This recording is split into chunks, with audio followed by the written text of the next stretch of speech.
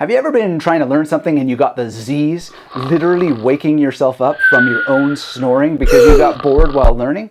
Well, we're going to get rid of the Z's today and use 4 of the most powerful memory techniques that work so fast it'll make your head spin. In a good way, of course. But I've got a bit of a warning for you. One of the techniques I'm going to share today is going to be too hard for most people, but I think I've got something for you that will help you be able to use it starting within about 4 days of practice. With that in mind, let's get into alphabetical association. The core of so many memory techniques is really having what some people call a bestiary, some people call an alphabet list, some people call it all kinds of things, and really all it comes down to is being able to rapidly assign associations based on the words, how they're spelled. So let's say that you had to memorize a new person, just to keep this example simple, and that person's name is Brad. Now, if you are set up with an alphabetical list, you're going to instantly already have something there that helps you remember the name Brad. Like, for example, you might instantly think of the actor Brad Pitt. Actually, no, brother. The first rule of the Brad Pitt Club is that you don't think about Brad Pitt. It's just very, very simple. Now, that's a direct association based on the alphabet. You might also go indirectly and think about a loaf of bread. Is that rye bread? The first rule of the Brad Pitt Club is I only eat pumpernickel. Because now you're going from BR to BR. Very simple example of alphabetical associations. If you've spent any time studying memory techniques from other teachers, you will have come across variations on this technique. So you might have heard it from Bruno First as the peg word method. You may have come across a sun list in a certain training, or you may have heard of magnetic imagery in the magnetic memory method world. I like to add some nuances to this in terms of developing, having very, very powerful alphabet list. It's just simply really training your brain to have not only just one association, but having multiple associations just by looking at the letter of the alphabet that a word starts with. And you can then do this for every word in a long sentence and instantly memorize it by placing your associations in a Memory Palace. This is a deck of cards upon which I have taken an alphabetical sticker pack and placed stickers on the blank-faced deck of cards. Now, you don't have to go and buy a blank-faced deck of cards from a magic store like I did. You can just get index cards and write letters on them. Easy peasy, lemon squeezy. Now, why are we doing this? One word, time. If you're willing to invest a little bit of time in training your procedural memory to come up with associations quickly, you're going to save so much time in learning when you sit down to try to remember something. So the medieval and Renaissance people, for example, they had the bestiary, which essentially means a collection of animals. So O would be an owl, for example, and then that would help them carry entire books in their minds when they couldn't carry them on their backs and learn languages. Giordano Bruno, the great memory master, he had to go to Germany to give a lecture, and I'm sure that when he came across, well, I don't know if he memorized this word, but when I went to Germany and I came across the word Obst for fruit, I just used my O that I had trained my mind to come up with very, very simply, which in this case was Obi-Wan Kenobi for Obst. These are not the Obst you're looking for. This exercise is just super powerful, and I don't have a full-on bestiary. I don't use animals. They're a little bit too vague. Snake is much more, abstract and not specific, but Superman and Jerry Seinfeld, who are linked if you know the mythology of Seinfeld, these things are much more concrete and very, very manipulable in the imagination. But what you want to do is make it that your mind cooks up, serves up these associations as quickly as possible. This is the principle of alphabetical association. It is one of the most powerful memory techniques. Use it, and use it or lose it, because if you're not exercising your brain in this way, chances are you're going to have recall issues later on in life, and we know that memory problems start in our early 20s. So get on it. And people ask me, why don't they teach these techniques in schools? I don't know the answer. Doesn't really matter. It's up to you to join that league of extraordinary parents and the league of extraordinary peers. Learn how to do this, practice to a sufficient degree, and then share it with others so that we can all benefit. My next favorite technique, noting that none of these are in any particular order of importance, they're all important to have working in combination with one another. I really, really love the memory palace technique. Now, memory palace is just the word I prefer to use, but what we really mean is location-based mnemonics. It is just simply the pairing of an alphabetical association with a location in space, and you can do it based on the room that you are in right now. Here, Obi-Wan Kenobi is helping me remember Obst in German. And if I need Gemüse, I just need to think about the letter G, and I'll stick it here in this same memory palace, but on a different spot. And I think there was a comic named Gem, and I think that's what I used. It was a cartoon when I was a kid. There were little band players and so forth. Gem, Gemüse, it's a start. It's here in the memory palace, and then Obi-Wan is over here. Fruit and vegetables. Easy peasy, lemon squeezy. If you spend any time looking into location-based mnemonics and reading memory improvement books and taking courses, you're going to find many variations on location-based mnemonics. You're going to have song lines, the Roman room, the journey method, etc. There are all kinds of variations on this. I would suggest that you pick one and practice it for 90 days before adding the other one. So many people who get into memory techniques, what they do is they spend maybe 5 minutes on something and then they go too hard, give up, and then they're gone on to the next shiny object. And they never get anywhere because they never spend any time with one particular technique. So whether you use a Lukasa, files, a house list, magnetic memory palaces, whatever you choose, you want to spend at least 90 days practicing one particular approach so that your brain has a chance to build a deep foundational structure. This here is how you become a winner instead of constantly being frustrated. And I know the internet is yanking your brain around, look at this, look at that, and it's making it harder and harder to concentrate and focus for something like 90 days, but rest assured, this is the dopamine reset you're looking for. It is daily practice with one thing instead of 50,000 things, and I'm going to get more into this because there's a very, very special technique that will help you restore this. Now, the next memory technique is this is the stuff. This is so much fun. It's called active recall. I love using this. And let me just be a little bit upfront here.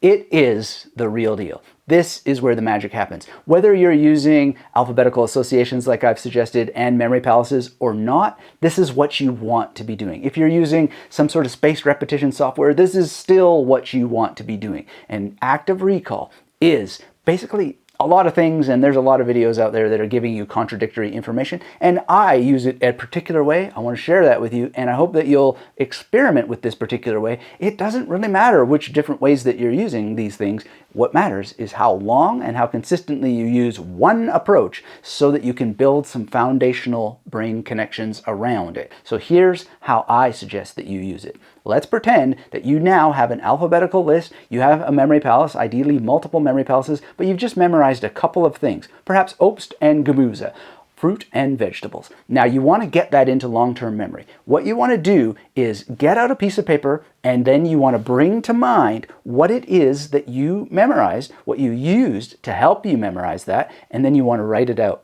Bring it to mind first, then write it out. And this is part of what counts as active recall.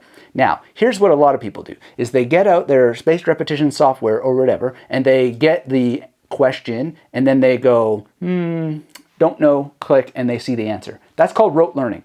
Rote learning has been shown, and I've made a video about this, it has been shown to reduce critical thinking. And here's how you know that rote learning reduces critical thinking. People who use rote learning double down on rote learning. They come and they make arguments that rote learning is the best thing in the world and that we should keep using it and we should keep using spaced repetition software to bang against our head the same information over and over and over again in ways that are unfun, deflating, depressing, and of course, reduce our critical thinking. So we want to try and maybe, put that stuff aside and now try this different process. Is it a little bit challenging? Yes, it is, but that's what helps your memories grow faster. Now, this is just part of active recall and active learning. There's a little bit more to the story, and it goes like this. If you personalize your learning process and you have a lot of variety, you're going to be able to learn a lot more, a lot faster, and retain it for longer. So what does this circle us back to? It circles us back to alphabet lists, because this is personalizing information. Whatever it is that you need to memorize, you personalize it through association. And then you give yourself variety. How? Well, first of all, the more you can memorize, the more variety of information you're getting into your brain. But the more you use these association techniques, the more variety exists in the technique itself. So you're getting a big double whammy just by using this approach. And then again, it's just getting your hands involved, which is haptic memory, which allows more brain muscles to be used. And it is also producing in your own eyes the answers from what you've memorized through personalization, through variety. So what's the number one rule? Practice this for 90 days. Bring information to mind, write it down. And if you really want to make sure that you're maximizing the time efficiency here, memorize as a beginner, of course, as a beginner. I know that you're thinking, but I have thousands of things to memorize. As a beginner, worry about 10 things before you worry about memorizing 10,000 things, because you cannot memorize 10,000 things if you can't reliably and predictably memorize 10. Make sense? Of course it does. Now, here's the thing. You get a memory palace, you memorize 10 things, then you sit down with a piece of paper, you don't cheat, just answer to the best of your ability the 10 things that you memorized. Write them out. And you can work with a shopping list like so many memory trainings suggest that you do, or just random words. That's okay, but I would suggest that you take on a little bit of a bigger challenge. Memorize something that's going to change your life immediately. So for example, it might be a shopping list in another language, and then you'll go, wow, I now know 10 words in another language, which will create a little bit of a dopamine spike, make you feel good and happy and successful, victory, and then you go out and memorize some more. But here's the thing. Make sure that you follow this process. Bring it to mind, write it down. Write down anything. Even if you get the wrong answer, just write down, and then later, after you have your 10 things, go back and check the accuracy, and then see and do a process of inquiry. What did I get wrong? Why might I have gotten that wrong? What's happening here? How can I solve it? And it's the same thing if you were memorizing Obst. You'd have to think, okay, so now why am I not getting this back? What is it with Obi-Wan Kenobi that's not helping me get this back? And then you might go, you know what? I have to have Obi-Wan Kenobi listening to Metallica's Saint Anger. So I remember that st sound at the end. Obi-Wan Kenobi plus Saint Anger, Obst. And if you didn't have that in the beginning, or you didn't have a specific enough image in the beginning, well, then you're probably not going to get it back as much as you could. Now, you might not know St. Anger, so you got to think of someone else, St. Thomas Aquinas, whatever. You pick something that is going to help you get that. Maybe you listen to Suicidal Tendencies and you remember that they sometimes just used ST, and that helps you. There's just lots and lots of possible solutions, but you might not get to those solutions if you just say, frustrated, done, move on to the next. No, you want to actually inquire into this and find the solutions based on what? The alphabet, because that's what most information is encoded in, including numbers, by the way, and including symbols. So if you have to memorize an ampersand, well, then you can help yourself remember that word for that symbol just simply by using these tools to help you do it. Then use active recall to help get it into long-term memory as quickly as possible. Now, there's more to alphabetical association and long-term memory and number systems than we have time for today, which is why I created for you a massive written post and audio podcast at magneticmemorymethod.com/memory-techniques. And that link will be for you in the description below. So if you want to go deeper on any of these topics and discover another 16 memory techniques so that you can absolutely master your memory, make sure you go and visit that post. There's an audio podcast there for you as well. And I absolutely love helping you further with this. But let's carry on with what many people are going to find the most challenging, but the most important memory technique of them all. And then I'm going to help you make sure you can use it. What is it? Well, first of all, let me tell you who that I learned it from. Harry Lorraine. You may know him, you may not, but he is one of the most important popularizers of memory techniques of the 20th century, and his influence carries forward into the 21st century. And one of the reasons why his influence has been so powerful is because he has tapped deeply into the ancient memory traditions and done so in a way that has helped a lot of people feel excited and alive, which is exactly what these techniques do when you put them into action consistently. So what is this? Well, he says that the reason why people forget information overall is just simply because they didn't pay attention to it in the first place. And that's going to be some tough love for a lot of people, but it's where a lot of us need to start. And I myself need to continually practice being able to pay attention because we're living in a world that's constantly yanking our attention left, right, etc. The first thing that I would suggest is a bit of digital fasting. So a lot of people ask me, how can I get some sort of dopamine restoration? How can I make sure that my dopamine is solid and strong throughout the day? Have what's called tonic dopamine. Brother, now we're talking. That's the kind of bread I like. Well, the first thing is if you would spend a little bit of time away from the internet, this will will help. So myself, I'll just share what I do. I spend about an hour to 2 hours every single day with no devices anywhere near me, or at least they are as far away from me as possible. So my wife may have a phone and I might say, hey, let's take a picture for social media or whatever, but that's as close as I get to it. And I spend time reading books. Physical print books. This helps restore the tonic dopamine in my brain and helps me maintain it. That's one thing. Now, daily meditation is another thing in order to increase the ability to pay attention. Now, there's lots and lots of ways to meditate, and I would encourage you to explore some of them. And if you would really love to have some meditation ideas, why that they've been so essential and important for me, then I would encourage you to go through one of my longer videos, and it's audio only. It's an extract from my book, The Victorious Mind, and you can listen to that next, and you will be very, very well served in working through some of your options with meditation, why they're so important to your memory, and I hope that you will start to learn how to pay attention. I've got a lot of resources on this channel about how to focus your mind, and a lot of it comes down to not just meditation, but meditations. But at the end of the day, you want to practice being able to pay attention. Now, there's some other things that I'll share with you that I do that really, really help, because I have a total monkey mind for sure. And what I love to do when I'm in a conversation and I feel myself wandering and I'm not able to memorize anything the person's saying because I'm not paying attention to it, is I just start to repeat what they're saying in my mind. This is a paying attention technique that really helps. And it's kind of weird, but you'll find that you're much more connected to what that person's saying, and you find it easier to stick with the plot as they're saying it. And so that's really, really key. That plus meditation, plus having alphabet systems and having your ability to use memory palaces, then you can memorize what people are saying as they're saying it, using even their body as a memory palace. All of that is in the larger scope of my work in the Magnetic Memory Method Masterclass. So I thank everybody who has any of my books or my courses. I really, really appreciate it. Thanks to the channel members who support this channel. And if you're new here and you haven't subscribed yet, get subscribed if you like this kind of material, and hit that thumbs up. And if there's one thing that I would love for you to do is just please make sure that you see the larger Uber technique that I've been sharing, and that is 90 days. 90 days of consistent practice with one approach to memory techniques will do more for you than 90 days of scattering your attention around. And here's the thing about paying attention.